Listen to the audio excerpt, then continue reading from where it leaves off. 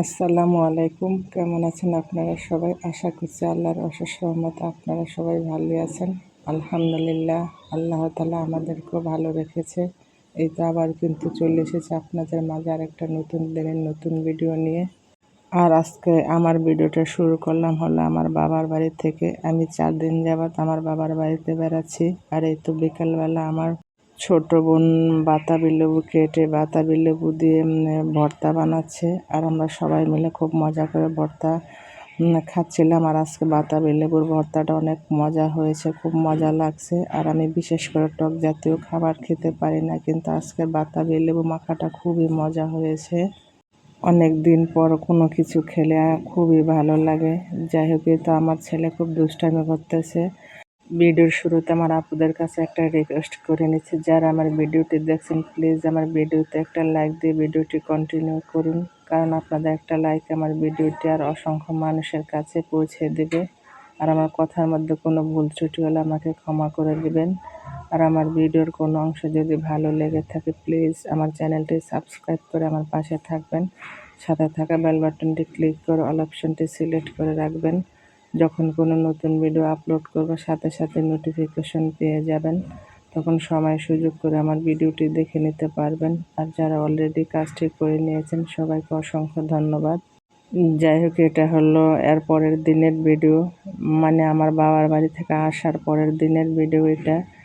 রাতে সবজিগুলো এনে ফ্রিজের মধ্যে একসাথে করে রেখে দিয়েছিল, তাই আমি সকালে অফ ক্যামেরা নাস্তা করে নিয়ে এরপরে সবজিগুলোকে নামিয়ে আলাদা আলাদা করে পলিথিনের ভিতরে রেখে দেবো, তাই এগুলোকে নামিয়ে নিচ্ছি। আর যখন সবজি আনে তখন অনেকগুলো সবজি একসাথে করে নিয়ে আসে। আর দেখেন আমার ছেলে কি করতেছে, প্রত্যেকটা কাজে আমার সাথে। আমার ছেলে এরকম করে কাজ করতে গেলে বলে যে আম্মু আমি করে দিই, তোমার করা লাগবে না। আর কাজ করবে কি, কাজ আরও বাড়িয়ে দেয়, বিরক্ত করে। এভাবে কাজের মধ্যে এরকম করলে কাজ আর অনেক দেরি হয়ে যায়। এমনিতে বাবার বাড়ি থেকে চলে এসেছি অফ ক্যামেরা সকালে, অনেকগুলো কাজ করে নিয়েছি।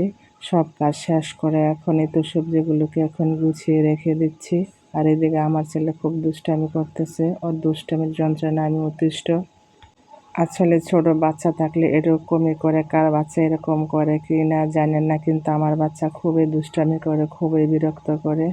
আর বাচ্চাদের দোষ দিয়ে কি লাভ, তারা তার কোথাও যেতে পারে না, সারাক্ষণ বাসায় বন্দি থাকে। তাই যাই হোক, আমি সবজিগুলোকে নামিয়ে আলাদা আলাদা পলিথিনের ভিতরে করে নর্মাল ফ্রিজের মধ্যে রেখে দিয়েছি।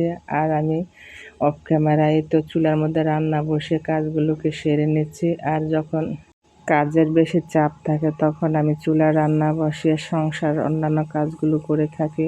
তা না হলে দেখা যায় কি সংসার অন্যান্য কাজগুলো করে পরে রান্না বসালে দেরি হয়ে যায়। তাই আমি সবসময় এভাবে আমার সংসারের কাজগুলো করে থাকি, এদিকে আমার রান্না হয় আর সংসারের কাজগুলো হয়ে যায়। যাই হোক, কথা বলতে বলতে এই তো আমি মরিচের বোটাগুলো ফেলে দিয়েছি। এখন ধনে পাতাগুলোকে বেছে পরিষ্কার করে নিচ্ছে, পরিষ্কার করে এগুলোকে পলিথিনের ভিতরে করে ফ্রিজের মধ্যে রেখে দেব। আর আজকে আমি সংসারে অনেক কাজ করেছি। বাবার বাড়ি থেকে আসার পর সংসারে অনেক কাজ জমে গিয়েছে। বাসায় এসে আমি অফ ক্যামেরায় সমস্ত ফার্নিচার মুছে, ডাইনিং টেবিল মুছে, ফ্রিজ মুছে, বিছানাপত্র ঝাড়ু দিয়ে মুছে পরিষ্কার করে নিয়ে অফ ক্যামেরায় নাস্তা খেয়ে তারপরে তো সবজিগুলোকে এক এক করে গুছিয়ে নিয়েছি। আর যেদিন কাজ করব এই দিন সারাদিন কাজ করতেই থাকি। যতক্ষণ কাজগুলো শেষ করতে না পারবো ততক্ষণ মাথার উপরে যেমন একটা বোঝা হয়ে থাকে। আর যখন কাজগুলো শেষ করব তখন মনে শান্তি লাগে, শরীরটা হালকা পাতলা হয়ে যায়। এরপরে তো রসুনগুলোকে এখন ছেঁচে পরিষ্কার করে নিচ্ছি। রসুন বাটা শেষ হয়ে গিয়েছে, তরকারি রান্না করতে গেলে রসুন বাটা লাগবে, তাই রসুনগুলোকে ছেঁচে পরিষ্কার করে ব্লেন্ড করে নিব। তাই একদিনে আমি সবগুলো কাজ করার চেষ্টা করছি। আর আমি সবসময় রসুনকে এভাবে খোসা ছাড়িয়ে নিই, এভাবে খোসা ছাড়ালে তাড়াতাড়ি পরিষ্কার হয়ে যায়। আর ছোট রসুন আনলে আমি খোসা ছাড়াতে পারি না, আমার কাছে খুব বিরক্ত লাগে। তাই আমি সবসময় বড় রসুনগুলোকে নিয়ে আসি, এনে এগুলাকে এভাবে পরিষ্কার করে নিই তাড়াতাড়ি করে। আর সংসারের সমস্ত কাজই কিন্তু একদিনে করে ফেললাম।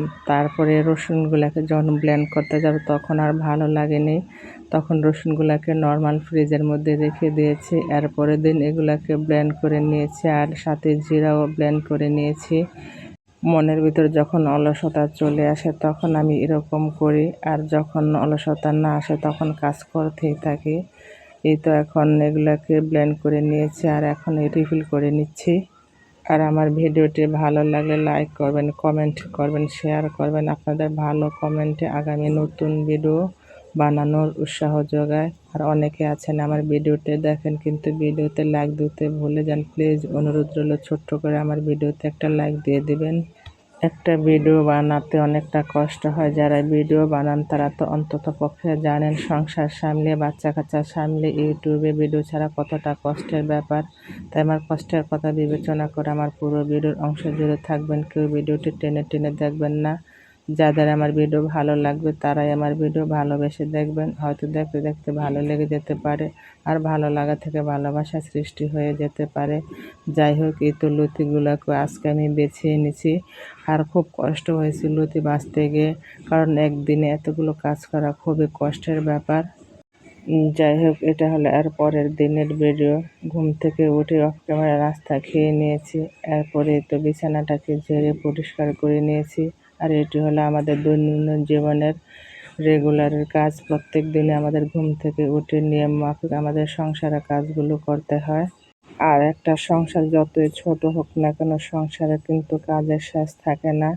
আর একটা সংসারকে পরিষ্কার পরিপাটি করে রাখতে অনেকটা কষ্ট করতে হয় আমাদের। একটা পরিষ্কার পরিপাটি সংসারের পিছনে থাকা একটা নারীর অক্লান্ত পরিশ্রম। সে শত কষ্টের মাঝে সংসারটাকে পরিষ্কার পরিপাটি করে রাখার চেষ্টা করে। যারা পরিষ্কার থাকতে পছন্দ করেন, যারা পরিষ্কার রাখতে পছন্দ করেন, তারাই শত কষ্টের মাঝে সংসারটাকে নিজেকে পরিষ্কার পরিপাটি করে রাখে।